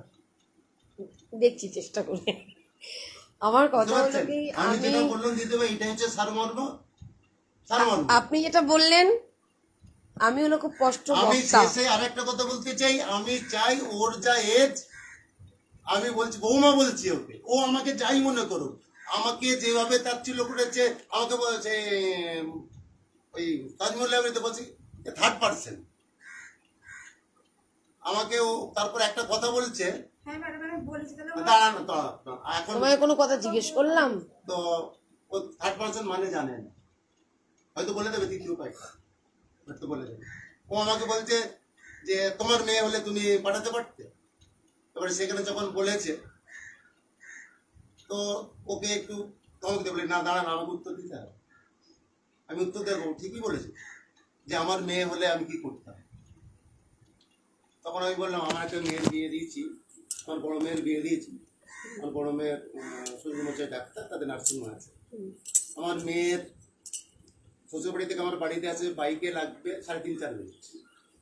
সে আসতে পারে না শুধু তার শ্বশুর মশাই এবং শাশুড়িকে ঠিক যার সময় খাবারটা দেবার, যাতে না মিস হয়ে যায়, যাতে না টাইম ঠিক এই বিকালে টিটা দিতে হবে তাকে। আমার মেয়ের হাতেই খাবে সে, নার্সিংহোমে আবার খাবার করতে হবে। বলে বাবা আমি যেতে পারছি না, বলে এত আসতে হবে। শুধু আসতে পারে না এই কারণে, সি ফার্স্ট ডে আউট। ওটা এই কথাটা কি সত্যি কি মিথ্যে শুধু একটু বলে দিলেই হবে। ওনার যে ঘটক, ওনার ক্লোজ রিলেটিভ, ওনার ক্লোজ, ওনার মাসি, সে ওনার ওপর ফেড আপ। তার উপরেও তার স্বামী এখানে ঢুকবে না, ঢুকলে মাথা গরম হয়ে যাবে। সে এত আমাকে আজকে বলছে তুই আজকে, সে আমার মামা বলছে আবার তোরা বসেছিস। বলছি দিদি ভাই আমাকে খুব রিকোয়েস্ট করে গেছে, আমার মনে হয়েছে ওনাদের নিয়ে বসার প্রয়োজন আছে। অত দূরে যখন ওরা গিয়েছে আমরা না করতে পারি না, আর বলা যায় না কার এতে কি হয়ে যেতে পারে। অবশ্যই চেষ্টা করুক একবার সংসার তৈরি মানে করার জন্য, যদি হয় হোক না, আমি টাইমটা দেব। আমার সত্যি টাইমের খুব অভাব, বুঝতে পেরেছি। আমার টাইমের যথেষ্ট অভাব, কিন্তু আমি 3টে বাজে কেন বলেছিলেন জানেন? আমি 5টা বাজলে আর আমার টাইম আছে, তাই তো যখন এটা আমি শেষ এটা সমাপ্তি করতে চান। হ্যাঁ আচ্ছা, এবার এটাই হচ্ছে সারমর্ম। বলি, এবারে ও যে এ মারে সে মারে এ করেন এইসব শুনলে আপনাদের আমি আসলে শুনবো না তো। আমি কি বলছি শুনেছো? টু দা পয়েন্টে উত্তর দেবে, সবাইকে সম্মান দেবে, কারণ ওনার জন্য কিন্তু আজকে মীমাংসা সভাটা বসেছে। ঠিক আছে, যে থালে খেতে হয় সেই থালা কোনোদিন ফুটো করতে নেই, ফুটো করলে খাবার পড়ে যাবে, থালায় দেখবে খাবার নেই। বুঝিয়ে দিলাম ছোট্ট একটা উদাহরণ দিয়ে। তো তুমি মীমাংসায় বসেছো কার ডাকে? ওনার ডাকে। উনি আমাদের সম্মান দিয়েছে, তোমাকে কিন্তু এখনো তোমার কর্মের উপরে কিন্তু এখনো কোনো কথা বলতে পারেনি, কিন্তু তোমাকে কিন্তু উনি অসম্মানিতও করেননি, তাই তো? বৌমা বলেই কথা বলছে। তো সেই জায়গায় দাঁড়িয়ে থেকে তোমারও কিন্তু যথাযথ সম্মানটুকু তাকে দেবে বলে আমি একজন দিদি হিসাবে বলো, একজন সোশ্যাল ওয়ার্কার হিসাবে বলো, তুমি ম্যাডাম বলো, দিদি বলো, যাই বলো না কেন, আমি কিন্তু তোমার চাইবো যে তুমি যারা এখানে বসে প্রত্যেককে সম্মান দাও, এবং তুমি শুধু নয় আমরা প্রত্যেককে সম্মান দেব, তবেই এটা মীমাংসা হবে, নাহলে মীমাংসা হবে না। আমরা এখানে কোন্দল করতে আসিনি, কৃষ্ণনগর থেকে দূর দূরান্ত থেকে সব কেউ কোন্দল করতে আসিনি। তোমাদের কোর্টে যেগুলো মামলা চলছে সেই বিষয় নিয়ে বিচারাধীন অবস্থায় রয়েছে, আমার এত মামলা ঘাটাঘাটি নেই। তুমি মেডিকেল করেছো, তুমি মার খেয়েছো, তুমি ওখানে সবাই মারে, তুমি ওখানে সংসার করতে পারছো না, যতটুকু আমি বুঝলাম এই পয়েন্টগুলো আমি নোট করলাম, ঠিক আছে। এরকম তুমিও কিছু বলেছো, আমাকে গিয়েও তুমি তো কিছু বলেছো, আবেদন করেছো যে তোমার কি সমস্যা, ওখানে সবাই মারধর করে, কেউ পছন্দ করে না। ম্যাডাম আমি ওই কথা বলিনি, আমি বলেছি যে আমার দুটো দেওয়ার ননদ শাশুড়ি আমাকে মানে মানসিক দিক থেকে আমাকে টর্চার কেউ তো বাদ নেই, তার জন্যই তো বলছি। আমার কথাটা তুমি ভেঙে বললে, আমি ছোট করে বললাম, বুঝেছো কি বললাম? আমি তোমাকে ভেঙে বললাম, এই ছোট করে বললাম এই কারণেই যে তোমাকে বাড়িতে স্বামী বাদে সবাই অত্যাচার করে। উনি তো দিয়ে করা, এটা সত্য কথা, উনি দিয়ে করা। আচ্ছা তাহলে স্বামীও করছে। হ্যাঁ। আচ্ছা তাহলে তুমি কিন্তু তোমার কথাই ফাঁসবে। বলো। আমার কথা হলো আমি তো তোমার কাছে তোমার মনে হচ্ছে আমি তোমার পক্ষ, ঠিক আছে। বুদ্ধির ভুল করবে না, বোঝার চেষ্টা করবে, এবং সবাই, শুধু তুমি যে উত্তর দেবে তা না, তোমার সাথে যারা এসছেন যদি আমার কোনো রকম কিছু ভুল হয়, ওকে প্রশ্ন করা বা কিছু করা, সেটা আমাকে বলবেন যে ম্যাডাম আমি একটু কথা বলতে চাই, ও উত্তরটা দিতে পারছে না। আপনারাও দিতে পারেন যারা তোমার সাথে এসছে। তুমি এখন মানসিকভাবে বিভ্রান্ত, আর সবাই তো বিভ্রান্ত নয়, বাবা মা ছাড়া বললাম, বলবে, এনারাও বলবে, আমার ভুল থাকলে আমার সহযোদ্ধারাও বলবে। ওকে, আমি বলতে চাইছি যে তাল খাবে সে তাল ফুটো করবে না, মানে এখানে সবাই সবাইকে রেসপেক্ট দেবো। ওনার জন্য আজকে এই মীমাংসা, নাহলে আমার ক্ষমতা ছিল না এই এলাকায় এসে মীমাংসাটা বসানো, কারণ উনি ছেলেকে নিয়ে হাজির করিয়েছেন, ছেলে চলে যেত কাজে, উনি ছেলেকে হাজির করিয়েছে, আমি কিন্তু ছেলেকে হাজির করাইনি। তা যার জন্য আজকে আমরা এই মীমাংসায় বসছি তার সম্মানটা কিন্তু আমাকে দেখা উচিত, সে যেই হোক না কেন, আমি ওনারা হোক, আমার যারা সাথে এসছে বা তোমরা যারা সাথে এসছো, ঠিক আছে, সবাই সবাইকে সম্মান করো। দ্বিতীয় কথা, তোমার বিচারাধীন অবস্থায় মামলা চলছে, আমি মামলা নিয়ে কোনো জায়গায় কোনোদিন কোনো উল্লেখ করতে দেখোনি, আমি করিও না। কি কি মামলা করেছো জানার দরকার, কি কি করেছো জানার দরকার, সেটা কোর্ট জানে তুমি কতটা সত্য করেছো কতটা মিথ্যা করেছো। যদি তুমি সত্য করো তাহলে তুমি ন্যায় পাবে, যদি মিথ্যা করো তাহলে তুমি ন্যায় পাবে না। সত্য করলে তুমি ধৈর্য ধরে কোর্টের দ্বারস্থ হয়ে থাকো, আর যদি মিথ্যা করে কিছু করে থাকো তাহলে তুমি আগে মীমাংসায় বসো। আমাকে বোঝাতে পারছি আপনাদের সকলকে? যদি তো আপনারা সত্যের উপর ডিপেন্ড করে যদি কেস করে থাকেন, আমি কারো কথা শুনিনি, কিছু কানে শুনিনি, যদি সত্যের উপর ডিপেন্ড করে যদি কেস করে থাকো, সত্যি যদি তুমি প্রকৃত অত্যাচারিত হয়ে মেডিকেল রিপোর্ট জমা দিই, যেটা বধূ নির্যাতন কেসে লাগে, সেগুলো যদি তুমি করে থাকো, তাহলে কোর্টের উপর, আইনের উপর ভরসা রাখতে হবে। মেয়েকে মানে যিনি ভিকটিম তিনি এবং তার পরিবারের সকলকে, তাহলে মীমাংসায় আসার আমার দরকার নেই। হয় তার শাস্তি হবে, নাহলে কোর্টের অর্ডার যেটা হবে সেটা আমি মেনে নেব। আর মীমাংসায় বসতে হলে তার মানে তোমারও ফল্ট আছে, তাদেরও ফল্ট আছে, নিজের ফল্টও বলো, তার ফল্টটাও বলো। আমি কিছু দোষ করিনি তা কিন্তু হবে না। আমি একটা কলমে মিথ্যা কথা লেখাটাও কিন্তু আমার অপরাধ, সেটা আমি উকিল বাবু লিখে দিয়েছে, আমাকে থানার অফিসার লিখে দিয়েছে, এটা কিন্তু সমাজে কেউ আমরা মানবো না, কারণ এটা সামাজিক মীমাংসা। আইনেও মানবে না, আইনে তেমন তোমরা হেরে যাবে, আর আমরা সামাজিক মীমাংসা করতে হলে সেটা ঠোঁট কেটে বলে দেবো মুখ ফুটে যে তোমরা কেন মিথ্যেটা আশ্রয় নিলে। কি ঠিক বললাম? তাহলে সেই জায়গায় দাঁড়িয়ে থেকে তোমাদের মেডিকেল রিপোর্ট আছে, তোমরা কি বিচার পাবে, তারপরেও তোমরা আমার কাছে গেছো কেন? একটা মীমাংসা করতে, সংসার করতে। তোমার আবেদন কি? সংসার করব, আমি আমার স্বামীকে ভালোবাসি, ঠিক বলছি? আচ্ছা, তখন আমি তোমাকে বলেছিলাম যে আমি ফোর্স করতে কাউকে পারি না, আমি বসবো, বোঝাবো, দুই পক্ষ যদি আন্ডারস্ট্যান্ডিং হয়, মনের আন্ডারস্ট্যান্ডিং, আমি সমাজসেবিকা বা আমার জনসাধারণ আমার পাশে আছে, আমার ক্ষমতার অপব্যবহার করে কাউকে জোর করে এই ঘর করে থাপ্পড় মেরে ঘর করাবো না। দুইজনের বসবো, ভুল ত্রুটিগুলো যদি তোমরা নিজেরা শুধরে নিতে পারো, তাহলে সেই জায়গাটা একটা মীমাংসা করে তোমরা অবশ্যই সবাই চাইবে, সমাজ ব্যবস্থাও চাই সংসার করো, জজ সাহেবও চাই সংসার করো, আমরাও চাইবো সংসার করো। আর যদি একান্ত না হয় তাহলে কি করবো? তখন তুমি বলে ম্যাডাম তাহলে মীমাংসা একটা ব্যবস্থা করবেন, ঠিক? তা তোমার চাওয়া পাওয়া আমার আবেদন নেওয়ার মধ্যে কোনো এখানে কোনো কিছু নেই, কুত নেই। তাহলে এই মতো পরিস্থিতিতে কি পরে আগে হয়েছে সেটা তো অবশ্যই কথা প্রসঙ্গে উঠে আসবে। এখন তুমি কি চাইছো আর কেন তুমি কি কি কেস করেছো আমার জানা দরকার। এটা কি কি কেস করেছো, আর লাস্ট দিনের কথাটা শুনবো, লাস্ট দিন তুমি যে কেসের দ্বারস্থ হলে সেদিন কি করেছো, আর তুমি যে সব জায়গায় গেছো, যে দাদার কাছেও শুনে নিচ্ছে, আমার আর এগুলো শোনার দরকার নেই, কে কি বলেছে না বলেছে শোনার দরকার। তারপরে তোমার স্বামীর সাথে কথা বলবো, তারপর স্বামীর সাথে স্ত্রীর কথা বলবে, আমরা শুধু শুনবো, তারপর আমরা অভিভাবকরা যারা আছে তারা কথা বলবো, বলে একটা মীমাংসা শেষ করবো। এটা হলো প্রসেস, ঠিক আছে? তাহলে বলো। তুমি বলো কি চাইছো, এখন কি চাইছো? এখন ম্যাডাম আমার বাবা মা তো অনেক কষ্ট করে জানেন তো, গরিবের ঘরে একটা বিয়ে সাথে দেখলো। আমাকে ডায়লগ দিতে হবে না, আমি ডায়লগ না। ওই গরিব গরিব এখন আর হয় না। সবাই যারা গরিব মানুষ তারা সব থেকে বলো, গরিব মানুষ লাইনে দাঁড়াতে পারে, আমরা লাইনে দাঁড়াতে পারবো না, আমরা সব থেকে ভিখারি।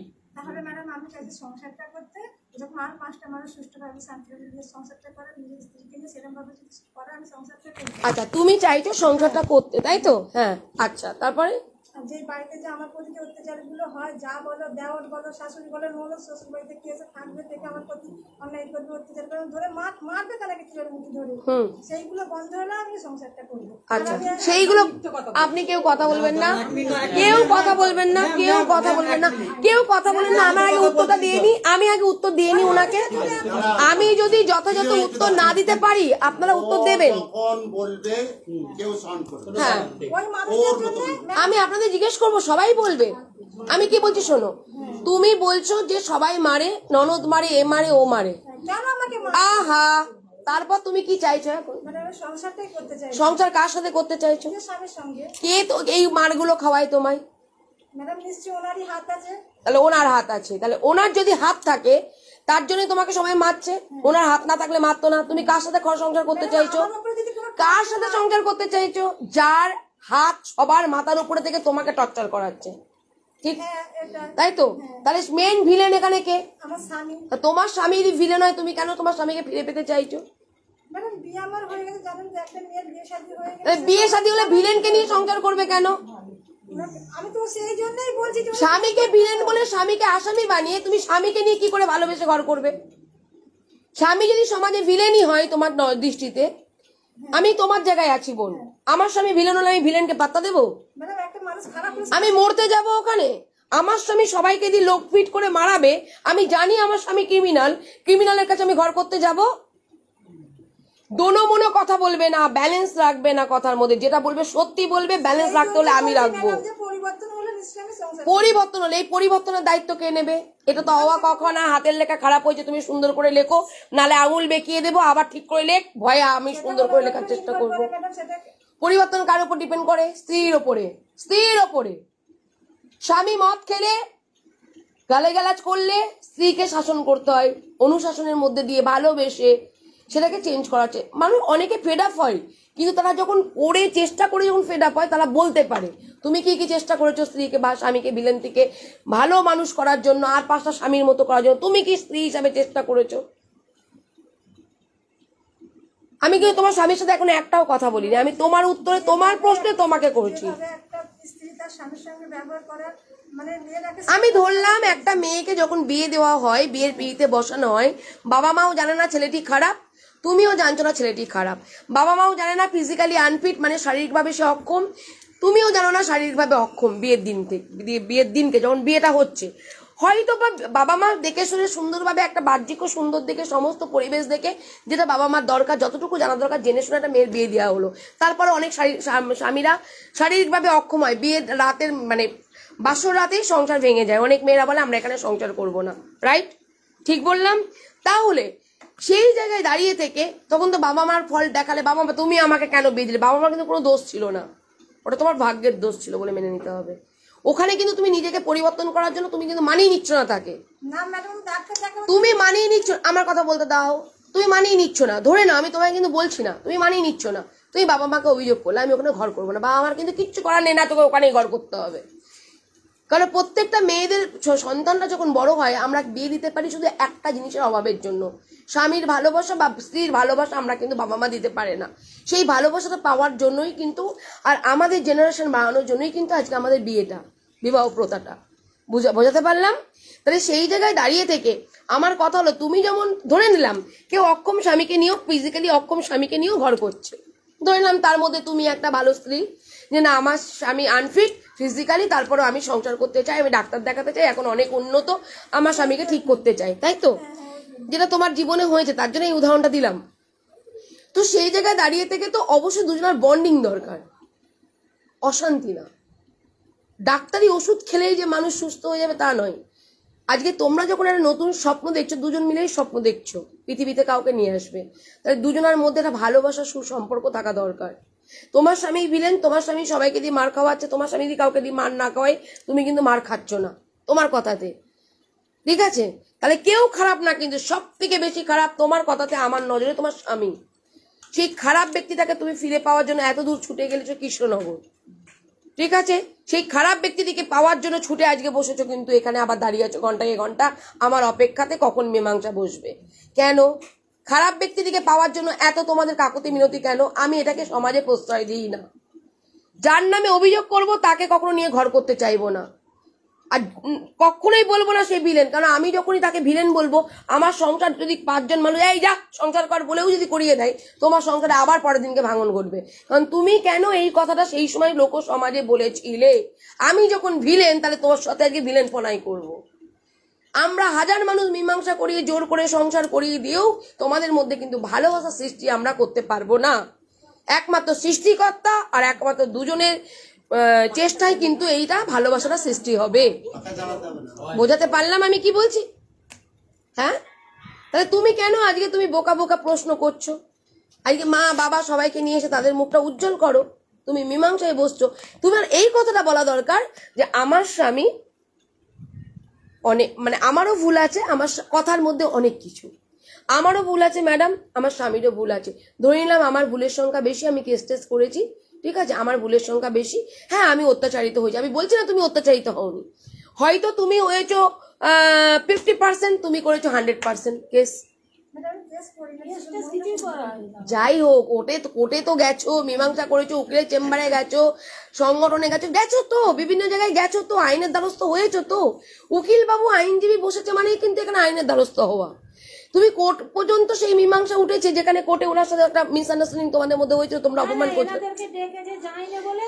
যাই হোক, এটা হয়রানি বা কিছু, সেটা হয়তো ওনাকে হয়েছে, কোর্টের মধ্যে হয়েছে। তাহলে কোর্টের মধ্যে মহিলা সমিতি থাকে না, কোর্টের মধ্যে যারা লিগাল সেল আছে, ওটাই তো বলছি, আপনারা লিগাল সেলের দায়িত্ব নিয়েছিলেন। কোর্টের মধ্যে কোনো মীমাংসাই, সেখানে আমরা মহিলা সমিতিরা বসতে পারি না, কোর্টে মীমাংসা করতে পারি না। ওখানে ডিস্ট্রিক্ট লিগাল সেল থেকে হয়তো আপনাদেরকে ডাকা হয়েছিল, তাই তো? ডিস্ট্রিক্ট লিগাল সেল থেকে তোমরা নাই জানতে পারো, সব আমিও যে জানবো তার কোনো মানে নেই, না জানলে জানো। কোর্টের মধ্যে মীমাংসায় যদি ডাকেন কোনো ম্যাডাম, সেটা কোনো মহিলা সমিতি থেকে ডাকা হয়নি, ডিস্ট্রিক্ট লিগাল সেল থেকে ডাকা হয়েছে। তার জন্য ওনারা গেছেন, তোমরা গেছো, যারাই গেছো হয়েছে, ওখানে দুই পক্ষের কথা শোনা হয়েছে। ধরে নিলাম ওটাকে ডিস্ট্রিক্ট লিগাল সেল বলে, ওটাও একটা পারিবারিক সহায়তা কেন্দ্র। ওটা যাদের ক্ষমতা নেই, গরিব মানুষ যারা চাইছে সংসার করতে, তাদেরকে ডালসা, যেটাকে বলছি ডালসা, ডিস্ট্রিক্ট লিগাল সেল ঠিক আছে। ওখানে একটা সমস্যার সমাধান, যেহেতু আইনে ওটা সরকারি, সেহেতু মানে মানুষ ভয় পায়, আমাদের মতো মানুষকে, ওনার মতো মানুষকে ভয় পাবে না, কিন্তু আইনকে সবাই ভয় পায়। সংসার করতে হবে তখন সংসার করতে হয়, তো ওই জায়গাটাই কিন্তু তারাও কিন্তু চেষ্টা করে দুইজনের বন্ডিং তৈরি করে সংসার করানো। তারাও কিন্তু জোর করে ভয় দেখিয়ে, ভয়ভীতি দেখিয়ে আইনে দ্বারস্থ কখনো সংসার করান না, না লয়ার না কেউ হলো। এই মতো পরিস্থিতিতে তোমাকে আমি একটা প্রশ্ন করব, তুমি যে লাস্ট যে তোমার মেডিকেল রিপোর্ট হয়েছে, বা তুমি যে বধূ নির্যাতন কেস করছো, লাস্ট দিন কি হয়েছিল? মেডিকেল রিপোর্টটা কেন করলে?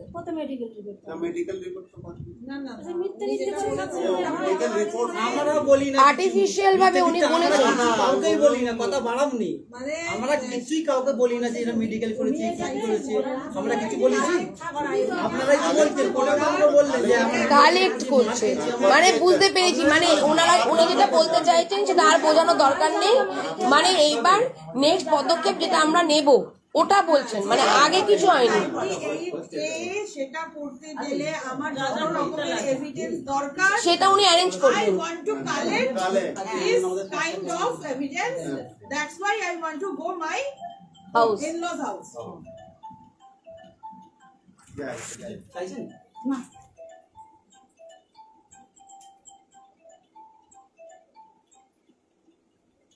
বল কি?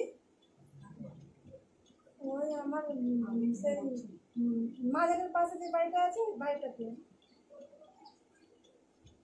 হ্যাঁ ম্যাডাম এসে আজকে আয় না,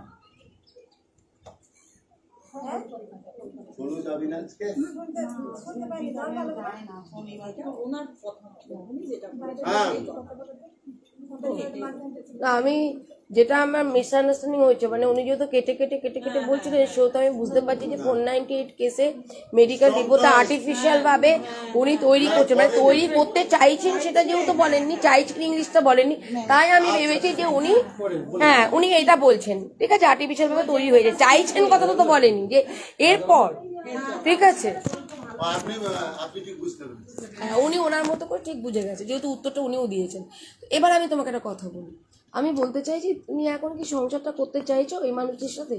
এই মানুষটি খুব খারাপ ধরে নিলাম আমাদের কাছে তোমরা যেটা বলেছো, তাহলে এবার তুমি কি করে সংসারটা করবে? তোমার কি মোটিভ আছে? খারাপ মানুষ নিয়ে কিভাবে সংসার করবে? ঠিক বলেছো, এটা স্পষ্ট কথাতে আমি সম্মান করি। পরিবর্তন হলে তবে কি কি পরিবর্তন তার মধ্যে চাইছো? মানে মাথায় যতগুলো চুল তার থেকে বেশি মিথ্যে কথা বলে, দুটো মৌসুমীকে দিয়ে আমার পিছনে লাগিয়ে দেয়, মা কে বোনকে দিয়ে আমাকে চালায়। এই যে কাকিটা যে ছোট মা, আমিও এটাকে ছোট মা বলি, ওনারা 10 জন খায় সপ্তাহে 2 কেজি আলু লাগে, আমরা 2 জন খাই সপ্তাহে 2 কেজি আলু। সেই কথাটা একদিন আমাদের গোসলখানা আছে যেখানে আমরা চান করি, সেখানে আমার স্বামীকে বলে আমাকে মার খাইয়েছে, এত মেরেছে 15-16 দিন আমি বুঝতে পারি না। বাড়ির গুরুজন মানে ছোট ওনারই মা মার খেয়েছে। হাই আল্লাহ। আচ্ছা ঠিক আছে, তাহলে তুমি এখানে কি জন্য আমরা এলাম? পাগলা নিজেরা হবে আর তুমি পাগলা আমাদের আমরা কেন এলাম? রাইট কথা বলছি এখানে একটা কথা আমরা কেন এলাম এখানে? কি জন্য এলাম? কি জন্য বসেছি? দিদি ভাই আমি কথা বলে একটা কথা বলতে ভুলে গিয়েছিলাম। দিদি আমার কথা একটা শ্বশুরটা বাইরে বসে থাকে তো ও ভেতরটায় বসে চা খাই, ওর খাওয়া উচিত হয়। একদিন আদা বাটা কিনতে দিচ্ছে, আদা বাটা দোকানে। আমি ওর পয়সা থাকে আমার শ্বশুরের থেকে পয়সা নিয়ে ওর হাতে ধরে দিবে, তুমি একদম সভা করতে যাবে না। কেন যাবে? তুমি বাইরে বসে থাকা, তুমি ভেতরে তোমার বউ চা খায়, তোমার হাত পেয়ালা চা লাগে না? আমার 3টা ছেলে, আমার 3টা ছেলে আলাদা খায়, 3টা ছেলের ভাত আমরা স্বামী যারা দেবে ও বৌমা একজনের কাছে খাই আর দেবে, উনি ওসব নেই।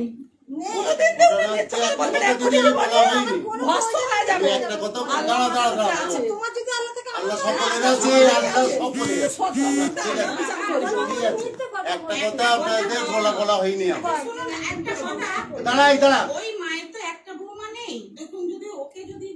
আমি এসছি 27 বছর, ওটাও একটা বউ, আমি বড় বউ, সব থেকে বড়। আমার ছেলে মেয়ের আমার মেয়ের জামাই হয়ে গেছে এমন পরিস্থিতি।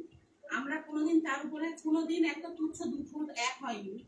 আরো আমার ছোট দুটো যা আছে তারা একই ঘরে রয়েছে, হয়নি। ও ব্যক্তি যে ওর সাথে কথা দিদি ভাই একটা কথা বলে দিই, তাহলে কত ভালো এদেরকে বলে গেছিলাম, এদেরকে একটু দাঁড়া আমি একটা কথা ওদের পার্সোনালি বলে গেছিলাম, এর ঘটনাটা তো বলে গেছিলাম, এখানে কয়েকটা ঘটেছে আমাকে হ্যান্ডেলিং করতে হয়েছে। আমি তখন ওদের বলেছিলাম যে কোনোদিন যদি টর্চারিং হয় ফিজিক্যালি, সামান্যতম যদি একটা ওই মেডিকেল হয়, কেসটা ফাইল হয়, ওইটা থেকে দূরে থাকে। ওরা ভয় পেয়ে মানে ভয়েতে ওটা অনেকটা দূরে ছিল, আমি এটা বলে গেছিলাম।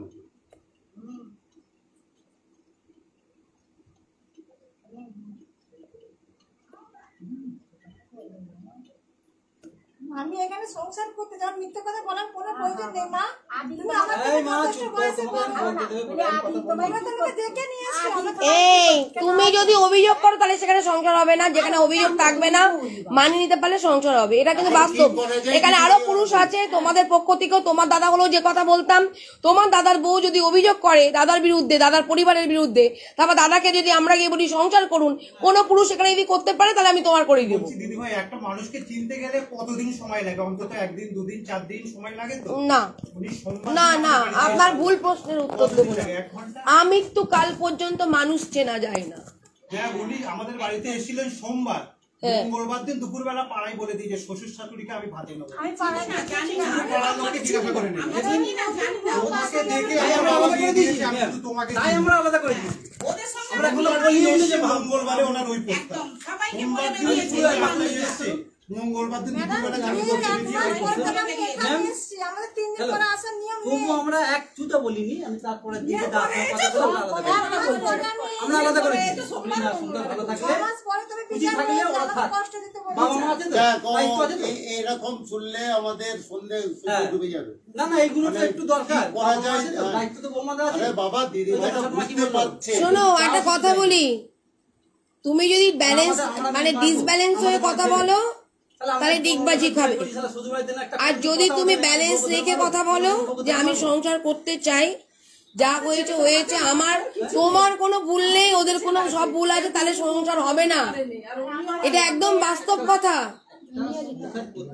হয় তোমাকে সব ভুলে সংসার করতে হবে, ঠিক আছে, যে না আমি ক্ষমা চেয়ে নিচ্ছি, আমারও কিছু ভুল আছে, আমি তুমি ভালো হয়ে যাও, আমিও চাই সংসার করতে, আমরা দুজনাই এজেড পার্সন, ঠিক আছে, আমি পুনরায় নতুন করে আমারও ভুল ভ্রান্তি গুলো শুধরাবো। এই মানসিকতা নিয়ে যদি এখানে মীমাংসায় বসো তবেই তোমার সংসার হবে, না হলে পরবর্তীতে বাবলি মুখার্জিকে তোমরা কেউ কিছু বলতে পারবে না। আমি তোমার পুরো গোটা ফ্যামিলির সামনে বলে দিয়েছি, তার আগে কিন্তু এটাও বলেছি যদি আমার ভুল থাকে তোমরাও কিন্তু বলবে, ঠিক আছে। আমি যার বিরুদ্ধে অভিযোগ করব তাকে নিয়ে সংসার করব না, আর যার বিরুদ্ধে অভিযোগগুলো করার পরও আমি দেখবো যে না আমারও ভুল আছে তারও ভুল আছে, ঠিক আছে, আমি মানিয়ে নেবো, আর একবার নতুন করে শুরু করি আমরা, তারপরে যদি না হয় তখন আমি চেষ্টা করে, না হয় তখন একটা আলাদা ব্যাপার। আমরা সেই কারণেই কিন্তু বসেছি, আমরা দোনোমনোতেই আছি। যদি সংসার হয় আমরা চাই, আর যদি তুমি সংসার না করতে, এই তুমি একটা ব্যালেন্স সত্যি কথা বলেছো যে না হলে ও যদি পরিবর্তন না, তোমাকেও পরিবর্তন, নিজেকে আগে পরিবর্তন হতে হয়। বাবলি মুখার্জিকে কেউ পরিবর্তন করতে পারছে না, তাহলে তাকে পরিবর্তন হতে হবে। আমি কাউকে পরিবর্তন করতে পারছি না, তাহলে আমাকে নিজেকে পরিবর্তন করতে হবে, নাহলে তো কোনোদিন সলিউশন হবে না। একজন স্যাক্রিফাইস করতে হয়, যে কোনো একজনকে একটু বেশি স্যাক্রিফাইস করতে হয়, সবার স্যাক্রিফাইস করার ধৈর্য থাকে না। আমি মেয়ে, আমি যেহেতু সংসার করব, আমি যেহেতু আবারও চাইছি, আমি এদিক ওদিক দৌড়ে দৌড়ে ঘুরছি, এখানে ক্লাব, এখানে দাদা, এখানে নানা, এখানে চাচা, তাহলে সেখানে দাঁড়িয়ে থেকে আমাকে চেষ্টা করতে হবে যে না ভুল আমারও আছে ম্যাডাম, আমার যে কোনো ভুল নেই, আমার পরিবারের কোনো ভুল নেই এটা নয়, কিন্তু তাদেরও ভুল আছে, আমারও ভুল আছে। এখন আমরা কি করলে কি হয় বলুন? এটা হলো কি মীমাংসার একটা ধরন। তুমি এখানে অভিযোগ করতে, তোমার কোর্টে, তোমার থানায় কোর্টে যাও অভিযোগ করো, থানায় যাও অভিযোগ করো। বাবলি মুখার্জির কাছে তুমি আবেদন করেছো, অভিযোগ কিন্তু করোনি। এই আবেদনের ক্ষেত্রে কেন এই আবেদনটা সেটা জানতে গিয়ে তখন কিছু রিজন মানে কারণ বেরিয়েছে যে এই কারণে আমার সংসারটা ভেঙে যাচ্ছে। বোঝাতে পারলাম? পরবর্তীতে এখানে যা বলবে এখানে বলে যাবে। বাবলি মুখার্জিকে দুটো কথা বললো এখানে বলবে সকলের সামনে, ফিরে গিয়ে অপমান করবে না, ফিরে গিয়ে ফোনে কথা বলবে না, পার্সোনাল কোনো কথা শুনবো না, যা বলবে ফ্যামিলির সবাই আমাকে এখানে বলে দেবেন। অপমান করলো এখানে, মারলো এখানে, বকলো এখানে, কাজ না পারলো এখানে, কাজ পারলো এখানে, ভুল হলেও এখানেই। ফোনে কিছু কথা বলবো না, শুনবো না যে ম্যাডাম এই সময় আপনি এটা কেন বললেন, ওই সময় কেন ওটা বলেননি, এগুলো না, যা হবে এখানেই হবে। যদি আমারও ভুল হতে পারে, আমি মানুষ, ওনারও ভুল হতে পারে, উনি বিচার করতে বসছেন, ওনার ভুল নাও হতে পারে, উনি কিন্তু বিচার করতে বসেননি, আপনারও ভুল নাও হতে পারে। তাই জন্য আমরা এখানে বিচার করতে বসেছি বলেই যে আমরা বিচারক তা নই, আমাদেরও একজন বিচারকেরও অনেক কিছু শিখতে হয়, তাকেও পড়াশোনা করতে হয়। যত বছর তার ওই জগতের মধ্যে তিনি থাকেন, তেমন আমাদেরও কিন্তু শিখার কোনো ভুল নেই। বুঝতে পারলাম? আর তুমিও জানো আমি সবকিছু ক্যামেরায় প্রমাণ রাখছি, পরবর্তীতে তোমরা কেউ কিছু বলতে পারবে না। এখানে যা কথা হচ্ছে উনিও নিরপেক্ষ কথা, আমারও নিরপেক্ষ, সবাই নিরপেক্ষ কথা বলছে। আমার কথা হলো, আমার সন্তান হলে আমি বলতাম আমার ছেলে যখন খারাপ, তুই তাহলে সংসার করতে আসছিস কেন? তাহলে নিশ্চয়ই ফাঁসাবি, তোকে কালকে বাড়িতে তুলবো, তুই কালকে ফাঁসিয়ে দিবি, তুই কেস টেস করে তুই বেরিয়ে যাবি, তোর তাহলে ইনকাম করার জন্য তুই চেষ্টা করছিস। গোদা বাংলায় কথা বলে দিলাম,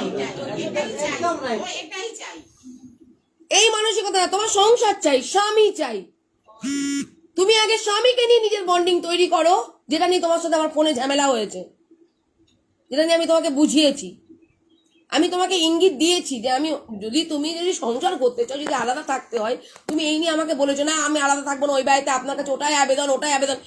আমার কথা হলো কি, আমার তার জন্য তোমার সাথে খুব চিৎকার চেঁচামেচি করেছি তো, আমি প্রশ্রয় দিইনি তো, তখন তেনারা কেউ ছিলেন না, কেউ জানেন না আমার তোমার সাথে হট্টাক হয়েছে। কালকেও কিন্তু পাটুলিতে থেকে আমি কিন্তু ফোনটা পটাশ করে মুখের উপর কেটে দিয়েছি, একই কথা বলছিল বলে। কি বলেছি? যা হবে মীমাংসায়। বলো কষ্ট কথা এখন আমাকে, যেটা ফোনে বলছিলে সেটাই আমাকে এখন বলো। আমাদের রয়েছে, সবাই রয়েছি, আমি এখানে এসছি, আমার কাছে গেছো বলে আমি সব সত্যি বলছি তা নয়। আমাকে মিথ্যা যদি বলি তুমি বলো। বাড়ি বাড়ি বাড়ি বাড়ি নয়, সংসার। আমার বাবলি মুখার্জির টার্গেট সংসার, স্বামী, স্বামী, সন্তান। বাড়ি তখনই হয় যখন তুমি শ্বশুর বাড়ির বিরুদ্ধে কোনো অভিযোগ আনবে না, বলবে আমারই সব অভিযোগ, আমার বাড়ির অভিযোগ, বাড়ির বিরুদ্ধে অভিযোগ আনবে, তোমার বিরুদ্ধে অভিযোগ নিজে আনবে, তখন তোমার শ্বশুর বাড়িতে ঢোকাতে পারি যে না শ্বশুর বাড়ির লোকজন ভালো, ওরই ভুল ছিল। অনেক মেয়েরা ভুল করে চলে যায় না, অনেক বাবা মা আসেন আমার মেয়ে ভুল করেছে তোলো, শ্বশুর বাড়ির লোক ভালোই ছিল, শ্বশুর শাশুড়ি পায়ে ধরে না। কিন্তু তুমি তাদের বিরুদ্ধে অভিযোগ করছো, আবার ওই বাড়িতেই তুমি ঢুকতে চাইছো, তাহলে স্বাভাবিকভাবে মেয়েরা এখন আইনের অপব্যবহার করছে। সেই কারণে আমি তোমাকে যে তুলে দেব বাড়ি বাড়ি, তোমার সংসার করার মানুষের কথা সবার আগে আনো। আমার স্বামী যে আমার মেন কুটিকে, মেন সম্পত্তিকে, আমার স্বামী,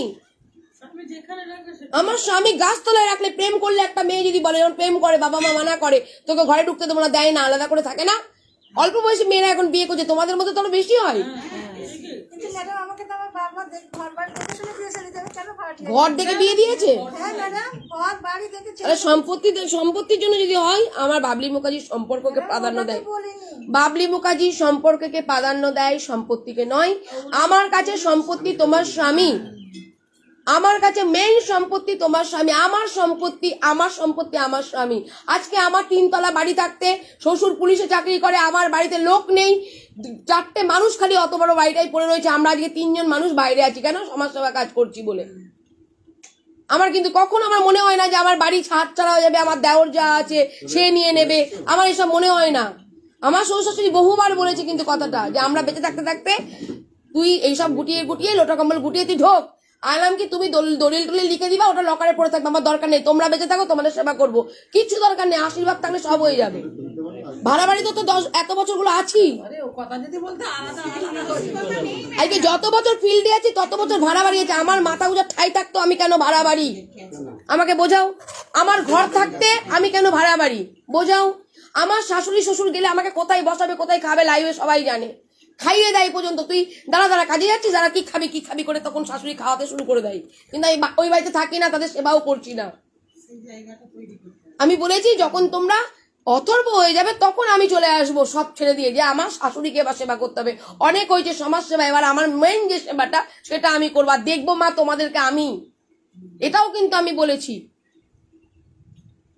অন ক্যামেরাই বললাম কথাটা।